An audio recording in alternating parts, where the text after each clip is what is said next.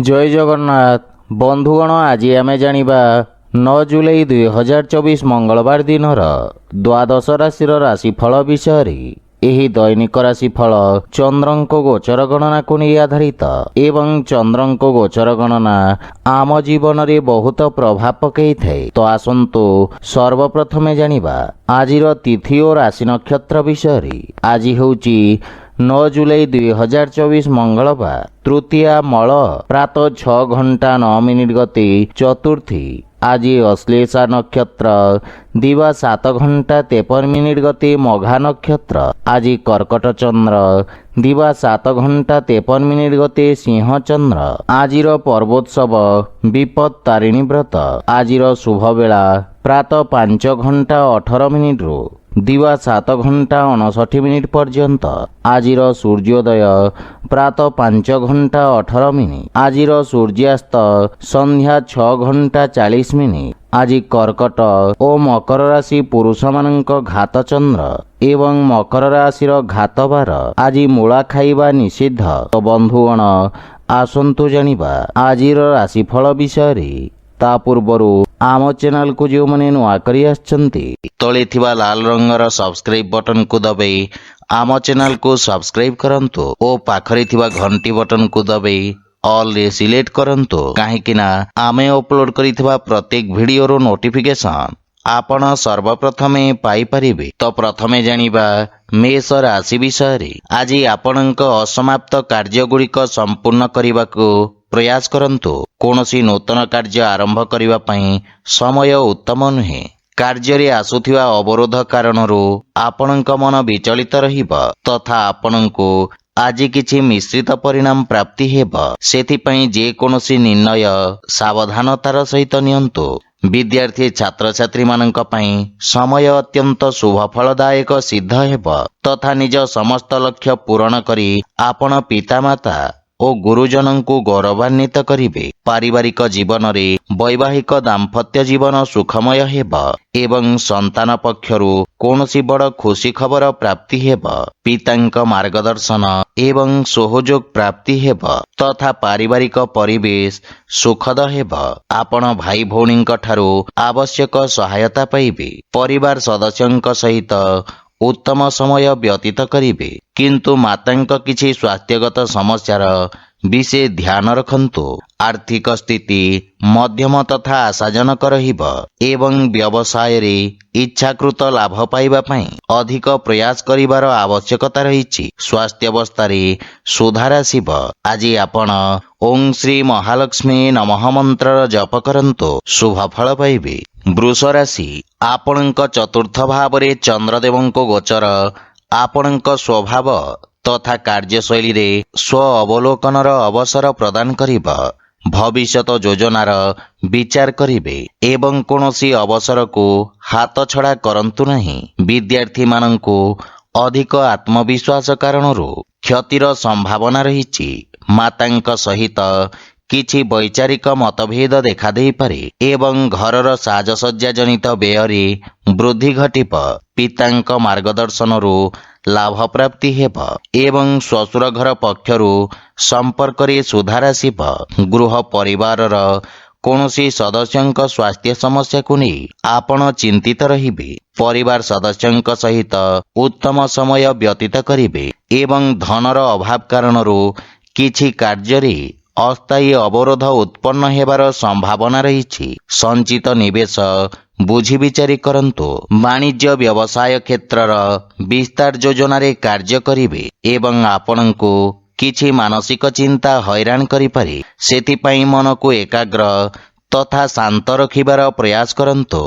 आज आपण गोपाल सहस्रनामर पाठ करंतु शुभ फल पाइबे। मिथुन राशि आपणक तृतीय भाव रे चंद्रदेवंक गोचर आपणक वाणी को चमत्कारी मधुरता प्रदान करिबा।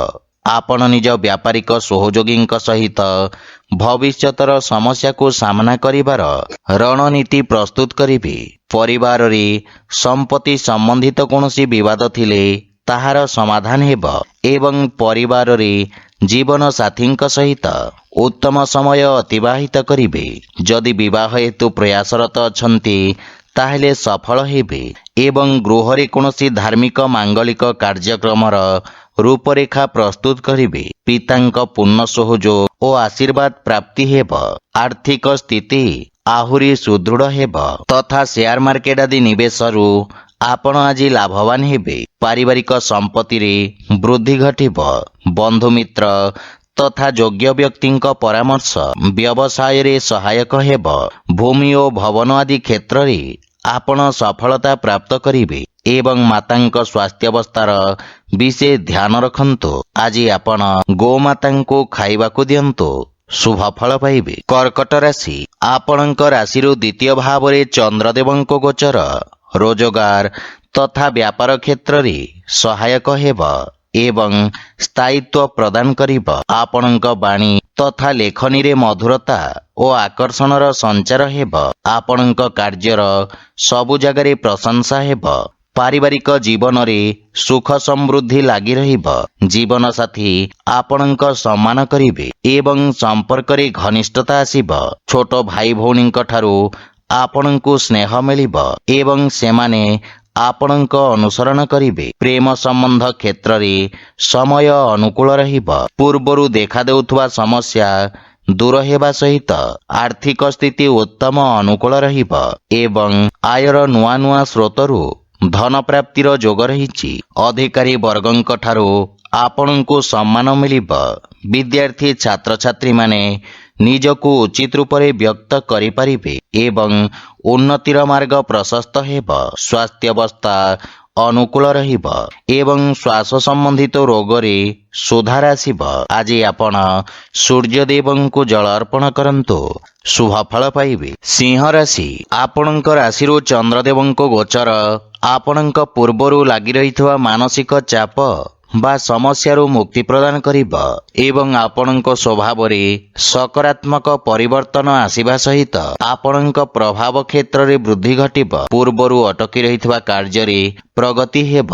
ଶିକ୍ଷା କ୍ଷେତ୍ରରେ କାର୍ଯ୍ୟରତ ବ୍ୟକ୍ତିଙ୍କ ପାଇଁ ସମୟ ଅତ୍ୟନ୍ତ ଶୁଭ ରହିଛି ଏବଂ ଛାତ୍ରଛାତ୍ରୀମାନଙ୍କ ଭବିଷ୍ୟତ ସମ୍ବନ୍ଧିତ ସମସ୍ୟାର ସମାଧାନ ହେବ।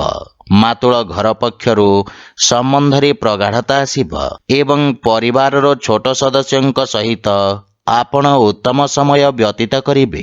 ଭାଇ ଭଉଣୀଙ୍କ ସହଯୋଗ ପ୍ରାପ୍ତି ହେବ। ବିଦେଶରୁ ସୁଖଦ ସମାଚାର ପ୍ରାପ୍ତି ହେବ ଏବଂ ପ୍ରେମ ସମ୍ବନ୍ଧରେ ମଧ୍ୟ ପ୍ରେମୀଙ୍କ ସହିତ ଉତ୍ତମ ସାମଞ୍ଜସ୍ୟ ସ୍ଥାପିତ ହେବ।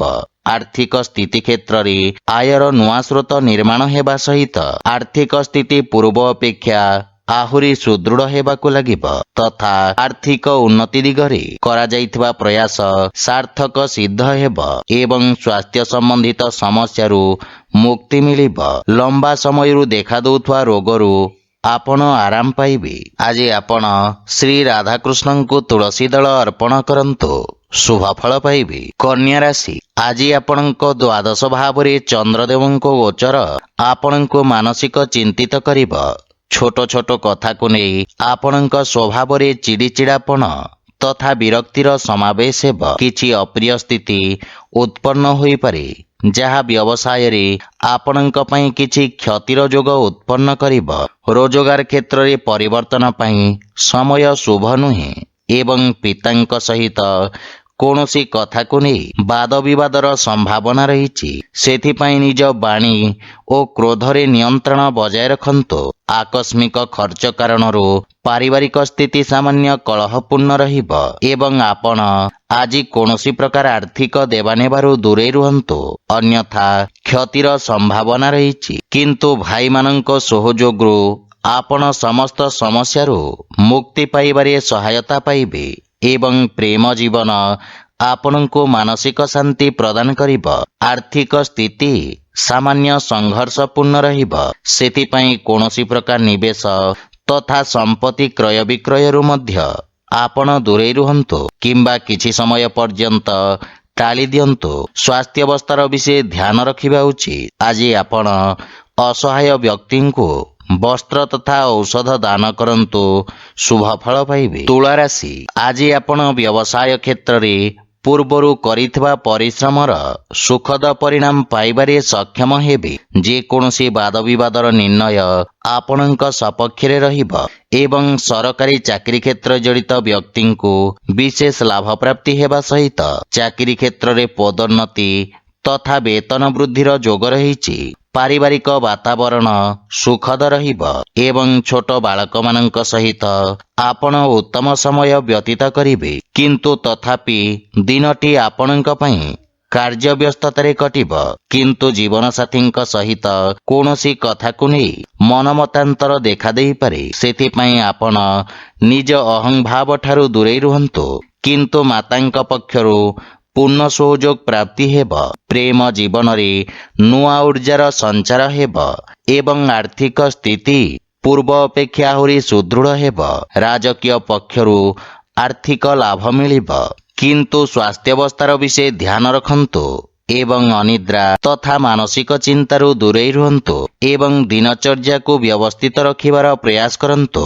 ଆଜି ଆପଣ ପକ୍ଷୀଙ୍କୁ ଦାନା ଖାଇବାକୁ ଦିଅନ୍ତୁ, ଶୁଭ ଫଳ ପାଇବେ। ବିଛା ରାଶି, ଆଜି ଆପଣଙ୍କ ରାଶି ସ୍ଥାନରୁ ଦଶମ ଭାବରେ ଚନ୍ଦ୍ରଦେବଙ୍କ ଗୋଚର ବ୍ୟବସାୟିକ ଏବଂ କାର୍ଯ୍ୟକ୍ଷେତ୍ରରେ ପ୍ରଗତି ପ୍ରଦାନ କରିବ। ବ୍ୟବସାୟରେ ଆପଣଙ୍କ ଦ୍ୱାରା କରାଯାଇଥିବା ପରିବର୍ତ୍ତନ ଉତ୍ତମ ଲାଭ ପ୍ରଦାନ କରିବ। କିନ୍ତୁ ସରକାରୀ କ୍ଷେତ୍ରରେ କାର୍ଯ୍ୟରତ ବ୍ୟକ୍ତିଙ୍କ ଜୀବନରେ କାର୍ଯ୍ୟବ୍ୟସ୍ତତା ବୃଦ୍ଧି ପାଇବ। ବିଦ୍ୟାର୍ଥୀ ଛାତ୍ରଛାତ୍ରୀମାନେ ପରିଶ୍ରମର ଉତ୍ତମ ପରିଣାମ ପାଇପାରିବେ ଏବଂ ଆପଣ ନିଜ ଶକ୍ତି ତଥା ଧୈର୍ଯ୍ୟ ବଳରେ ସମସ୍ତ ବାଧାବିଘ୍ନରେ ବିଜୟ ପ୍ରାପ୍ତ କରିବେ। କିନ୍ତୁ ଅତି ଆତ୍ମବିଶ୍ୱାସରୁ ଆପଣ ଦୂରେଇ ରୁହନ୍ତୁ ଏବଂ ପରିବାରରେ ସୁଖଦ ବାତାବରଣ ଲାଗି ରହିବ। ସନ୍ତାନ ଆପଣଙ୍କ ମାର୍ଗଦର୍ଶନର ଅନୁସରଣ କରିବେ। ପ୍ରେମ ଜୀବନରେ ପ୍ରେମୀଙ୍କ ଭାବନାକୁ ସମ୍ମାନ କରିବେ। ପିତାଙ୍କ ମାର୍ଗଦର୍ଶନ ବା ସହଯୋଗ ଆପଣଙ୍କ ପାଇଁ ଲାଭଦାୟକ ସିଦ୍ଧ ହେବ।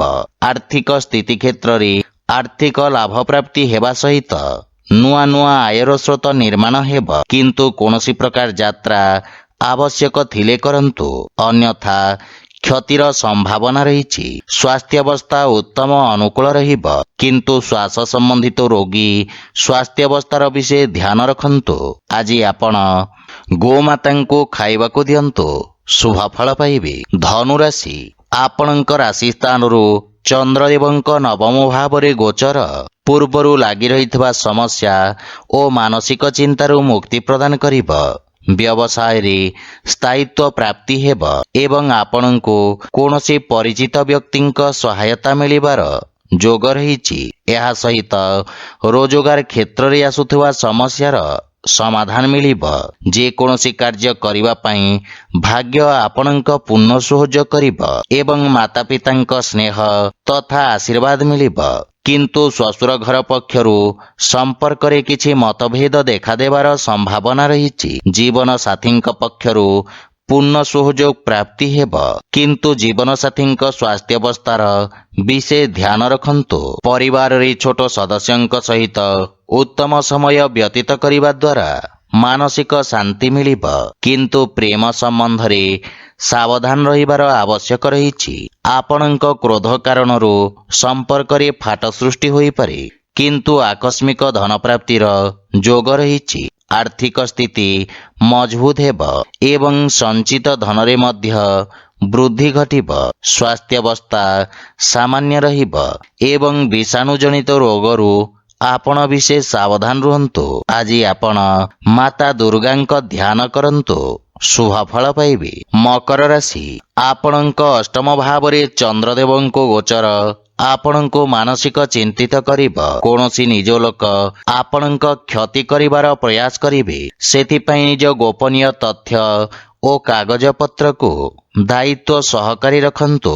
ବିଦ୍ୟାର୍ଥୀ ଛାତ୍ରଛାତ୍ରୀମାନଙ୍କୁ ଶିକ୍ଷା କ୍ଷେତ୍ରରେ ବିରକ୍ତିର ଭାବନା ଆସିବ ଏବଂ ବାଣିଜ୍ୟ ବ୍ୟବସାୟରେ ଧନ ପ୍ରାପ୍ତିରେ ବିଳମ୍ବ ହେବ। ପରିବାରର ଅନାବଶ୍ୟକ ଖର୍ଚ୍ଚରେ ବୃଦ୍ଧି କାରଣରୁ ଆପଣ ସାମାନ୍ୟ ଚିନ୍ତିତ ରହିବେ। ଜୀବନ ସାଥୀଙ୍କ ସହିତ ମଧ୍ୟ ସାମାନ୍ୟ ମତଭେଦର ସମ୍ଭାବନା ରହିଛି, ଯାହା ଫଳରେ ପରିବାରରେ କଳହପୂର୍ଣ୍ଣ ବାତାବରଣ ଲାଗି ରହିବ। ନିକଟ ସମ୍ପର୍କୀୟଙ୍କ ସମ୍ବନ୍ଧିତ କୌଣସି ଅପ୍ରିୟ ସମାଚାର ଆପଣଙ୍କୁ ମାନସିକ ଚିନ୍ତିତ କରିବ। କିନ୍ତୁ ପ୍ରେମ ସମ୍ବନ୍ଧ ପାଇଁ ସମୟ ଉତ୍ତମ ଅନୁକୂଳ ରହିଛି। କିନ୍ତୁ ଆପଣ ନିଜ ବାଣୀ ଓ କ୍ରୋଧରେ ସଂଯମତା ବଜାୟ ରଖନ୍ତୁ। ଆର୍ଥିକ ସ୍ଥିତି ସାମାନ୍ୟ ସଂଘର୍ଷପୂର୍ଣ୍ଣ ରହିବ ଏବଂ ଆୟ ତୁଳନାରେ ବ୍ୟୟଭାର ବୃଦ୍ଧି ପାଇବ। ସେଥିପାଇଁ ଅନାବଶ୍ୟକ ଖର୍ଚ୍ଚରେ ନିୟନ୍ତ୍ରଣ ବଜାୟ ରଖନ୍ତୁ ଏବଂ ସ୍ୱାସ୍ଥ୍ୟାବସ୍ଥା ସାମାନ୍ୟ ରହିବ ଏବଂ ଉଦର ସମ୍ବନ୍ଧିତ ସମସ୍ୟା ଆପଣଙ୍କୁ ହଇରାଣ କରିବ। ଆଜି ଆପଣ ଅସହାୟ ବ୍ୟକ୍ତିଙ୍କୁ ସାହାଯ୍ୟ କରନ୍ତୁ, ଶୁଭ ଫଳ ପାଇବେ। କୁମ୍ଭ ରାଶି, ଆପଣଙ୍କ ସପ୍ତମ ଭାବରେ ଚନ୍ଦ୍ରଦେବଙ୍କ ଗୋଚର ଭାଗିଦାରୀ କାର୍ଯ୍ୟରେ ଲାଭ ପ୍ରଦାନ କରିବ। ବ୍ୟବସାୟରେ ନୂଆ ନିବେଶ ମିଳିବାର ସମ୍ଭାବନା ରହିଛି ଏବଂ ସମାଜ କଲ୍ୟାଣକାରୀ କାର୍ଯ୍ୟରେ ଆପଣ ଉତ୍ସୁକତା ସହିତ ଭାଗ ନେବେ, ଯାହା ଫଳରେ ଆପଣଙ୍କ ମାନ ସମ୍ମାନ ବୃଦ୍ଧି ପାଇବ। କାର୍ଯ୍ୟକ୍ଷେତ୍ରରେ ସଫଳତା ମିଳିବା ସହିତ ରାଜକୀୟ ପକ୍ଷରୁ ପ୍ରୋତ୍ସାହନ ପ୍ରାପ୍ତି ହେବ ଏବଂ ରାଜନୈତିକ କ୍ଷେତ୍ରର ବିସ୍ତାର ପାଇଁ ସମୟ ଅତ୍ୟନ୍ତ ଶୁଭ ରହିଛି।